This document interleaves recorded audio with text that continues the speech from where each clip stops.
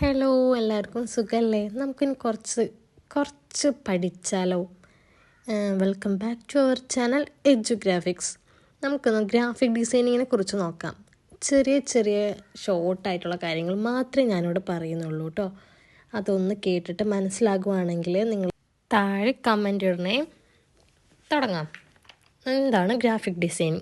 ടെക്സ്ചറുകളും ഇമേജുകളും നല്ല ആശയങ്ങളും കൂടിച്ചിട്ട് നല്ല വിഷ്വൽ കമ്മ്യൂണിക്കേഷനെയാണ് നമ്മൾ എന്തെന്ന് പറയുക? ഗ്രാഫിക് ഡിസൈനിങ് എന്ന് പറയുക. ഇപ്പോൾ നമ്മൾ എക്സാമ്പിളായിട്ട് പറയുവാണെങ്കിൽ പത്രങ്ങൾ, ബ്രോഷേഴ്സ്, നോട്ടീസ്, മാഗസിൻ, ബോർഡുകൾ, വെബ്സൈറ്റ്, അതായത് ടാർഗറ്റ് ഓഡിയൻസിലേക്ക് ഇൻഫർമേഷൻ കമ്മ്യൂണിക്കേറ്റ് ചെയ്യുക. അതാണ് നമ്മളുടെ മെയിൻ ലക്ഷ്യം എന്ന് പറയുന്നത്. ഇനി നമുക്ക് നോക്കാം ആർക്കൊക്കെയാണ് ഗ്രാഫിക് ഡിസൈനിങ് പഠിക്കാൻ പറ്റുകയെന്ന്. ഒട്ടനവധി ആൾക്കാർക്കുള്ള സംശയമാണ്, എനിക്ക് പഠിക്കാൻ പറ്റുമോ, അല്ലെങ്കിൽ നമുക്ക് പഠിക്കാൻ പറ്റുമോ, നിനക്ക് പറ്റുമോ, നീ ഇത്രയും പഠിച്ചതല്ലേ, 10th കഴിഞ്ഞത് അവർക്ക് പറ്റുമോ, +2 കഴിഞ്ഞവർക്ക് പറ്റുമോ നോക്കാം. അതായത് കമ്പ്യൂട്ടർ സ്കില്ലിൽ അറിയുന്നവർ, ക്രിയേറ്റിവിറ്റി ഉള്ളവർക്ക്, പഠിച്ചെടുക്കാൻ ഇൻട്രസ്റ്റ് ഉള്ളവർക്ക് എല്ലാവർക്കും നമുക്ക് എന്ത് ചെയ്യാൻ പറ്റും? ഗ്രാഫിക് ഡിസൈനിങ് പഠിക്കാൻ പറ്റും.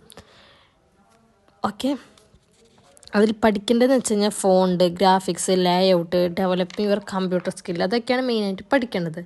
വളരെയധികം സ്കോപ്പുള്ളൊരു മേഖലയാണ് ഏത്? Graphic designing. ഇനി നമുക്കതിൻ്റെ സ്കോപ്പുകൾ എന്താണെന്ന് പറഞ്ഞില്ല, അത് ഏതൊക്കെ മേഖലയിലാണെന്ന് നമുക്ക് നോക്കാം.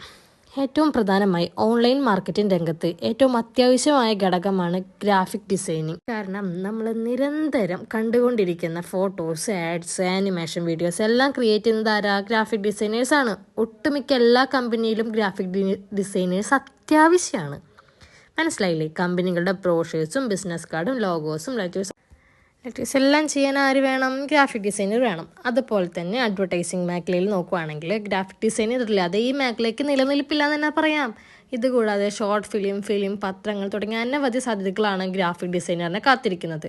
ഓഫ്ലൈൻ ആയാലും ഓൺലൈൻ ആയാലും വർക്ക് ഫ്രം ഹോം ആയാലും നമുക്ക് ഈ ജോലി ചെയ്യാൻ പറ്റും. അതുപോലെ ഒരുപാട് സാധ്യതകളുണ്ട് ഗ്രാഫിക് ഡിസൈനറെ കാത്തിരിക്കണം കേട്ടോ. ഇനി സോഫ്റ്റ്വെയറെ കുറിച്ച് പറയുകയാണെങ്കിൽ 2 ടൈപ്പാണ് സോഫ്റ്റ്വെയർ ഉള്ളത്, റാസ്റ്ററും വെക്ടറും. ഇതിനെക്കുറിച്ചുള്ള ഡീറ്റെയിൽ ആയിട്ട് ഞാൻ അടുത്തൊരു വീഡിയോയിൽ പറയാം. ജസ്റ്റ് ഒന്ന് ഓടിച്ച് പറഞ്ഞു പോവുകയാണെ എന്താണെന്ന് അറിയാൻ വേണ്ടിയിട്ട്.